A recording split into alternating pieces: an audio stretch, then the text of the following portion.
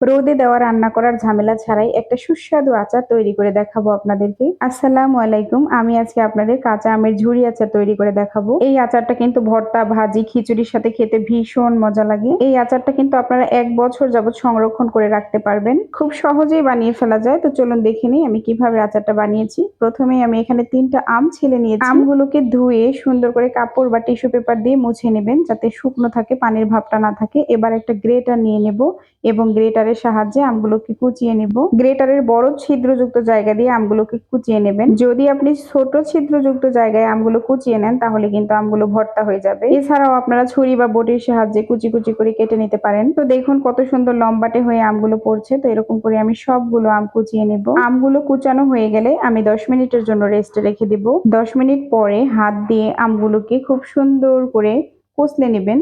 আমের যে পানিটা থাকবে সেই পানিটা বের হয়ে আসবে। সাথে সাথে যদি আপনি হাত দিয়ে আমগুলোকে চাপতেন তাহলে হয়তো আমগুলো ভেঙে যেত। আর 10 মিনিট রাখার কারণে আমগুলো কিন্তু ভাঙবে না। কিছুক্ষণ হাত দিয়ে মাখার পর আম থেকে কিন্তু প্রচুর পানি বের হবে, দেখতেই পাচ্ছেন। চাপ দিলে অনেক পানি পড়বে নিচে। এবারে একটা পাতলা সুতি কাপড় নিয়ে নেবেন এবং কাপড়ের উপর আমগুলোকে রেখে তারপর চেপে নেবেন। আমের যে পানিটা বের হয়েছে সেই সবটুকু পানি আমরা চেপে চেপে বের করে নিব। সবটুকু পানি বের হয়ে যাওয়া না পর্যন্ত আমরা হাত দিয়ে এরকম করে প্রেস করতে থাকবো। এভাবে আমি সবগুলো আমের পানিটা ঝরিয়ে নিব।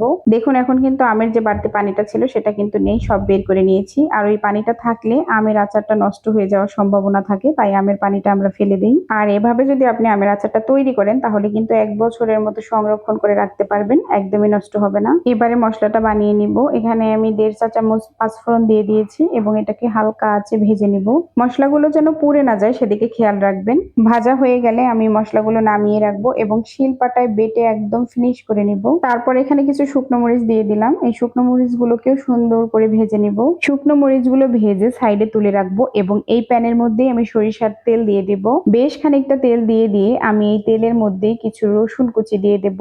1 মুঠের মতো রসুন কুচি আমি এখানে দিয়ে দিচ্ছি। রসুনটা দেওয়ার পরেই কিন্তু তেলগুলো আস্তে আস্তে ফুলতে শুরু করবে। তো মিডিয়াম আঁচে আপনারা গরম করে নেবেন অবশ্যই। হাই ফ্লেমে দিবেন না, তাহলে কিন্তু তেলটা ফুলে ডাবল হয়ে যাবে এবং পড়ে যাবে। আমার কিন্তু পাত্রটা ছোট হয়ে গেছিল, পরে আমি চেঞ্জ করে আরেকটা পাত্রে তেলগুলো গরম করে নিয়েছি। এখানে একটু দারুচিনি দিয়ে দিলাম, একটা এলাচও দিয়ে দিয়েছি। এবার আমি এখানে ভিনেগার দিয়ে দেবো। বাট ভিনেগারটা দেওয়ার সময় হচ্ছে আমি ভিডিওটা অন করেছিলাম, অন হয় নাই, তাই হচ্ছে স্কিপ হয়ে গেছে। আমি আপনাদেরকে পরিমাণটা দেখিয়ে দিচ্ছি। আমি এখানে ভিনেগার এখানে অর্ধেকটা পর্যন্ত হাত দিয়ে ধরে রেখেছি, ততটুকু পর্যন্ত ভিনেগার দিয়ে দিয়েছি। তো আপনারা আপনাদের পরিমাণ মতো ভিনেগার দিয়ে দেবেন। আর এখানে আমি 3 চামচ চিনিও অ্যাড করেছি। এই দুটো হচ্ছে আপনারাও দিয়ে দিবেন। চিনিটা যখন তেলের সাথে গলে যাবে তখন চুলার জালটা অফ করে তেলটা ঠান্ডা করে নেবেন। 3-4টা মরিচ আমি হাত দিয়ে খুব সুন্দর করে গুঁড়ো করে নিয়েছি। এবার পুরোটাই দিয়ে দেবো আমের উপরে। এবারে প্রথমে যে মশলাটা ভেজে রেখেছিলাম সেটাকে গুঁড়ো করে নিয়ে এসেছি। পুরো গুঁড়োটাই আমি এখানে দিয়ে দিচ্ছি, পাঁচফোড়নের যে গুঁড়োটা। এবার একটা চামচের সাহায্যে সবগুলো মশলা আমের সাথে খুব সুন্দর করে মিশিয়ে নেব। চামচ দিয়ে আমটাকে যখন মশলার সাথে মেশাচ্ছিলাম এত সুন্দর একটা গন্ধ বের হচ্ছিল কি আর বলবো। এবারে একটা কাচের বয়াম নিয়ে নিব। বয়ামটাকে আমি ধুয়ে মুছে শুকিয়ে রেখেছি। এবার এখানে দিয়ে দিব কালো জিরে। কালো জিরেটা দিলে নিচে ফাঙ্গাস পড়ার কোনো ভয় থাকবে না। আর দিয়ে দিলাম একটু পাঁচফোড়ন ভাজা। এবারে একটা চামচের সাহায্যে আমি সব আমগুলোকে বয়ামের মধ্যে ভরে নিব। এবারে গরম করে রাখা তেলটা আমি ঢেলে দেব।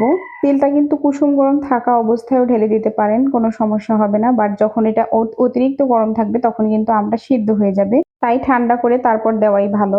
আর তেলটা এমন ভাবে দিবেন যাতে আপনার আমের উপর দিয়ে তেলটা ভেসে থাকে, কারণ যদি আমের উপর দিয়ে তেল ভেসে না থাকে ওই আচারটা কিন্তু নষ্ট হয়ে যাওয়ার ভয় থাকে। তাই অবশ্যই আমের উপরে যাতে তেল উঠে যায় এইরকম ভাবে তেল দিবেন। তো আমি কিছু শুকনো মরিচও দিয়ে দিচ্ছি। এই শুকনো মরিচ দিয়ে যখন ভাত খাবো তখন কি যে মজা লাগবে, তাই আমি কিছু শুকনো মরিচ দিয়ে দিলাম। এই আচারটা যদি আপনি মাঝে মাঝে রোদে দেন তাহলে কিন্তু অনেকদিন পর্যন্ত ভালো থাকবে, 1 বছরের মতো। ভালো থাকবেন সবাই, আল্লাহ হাফেজ।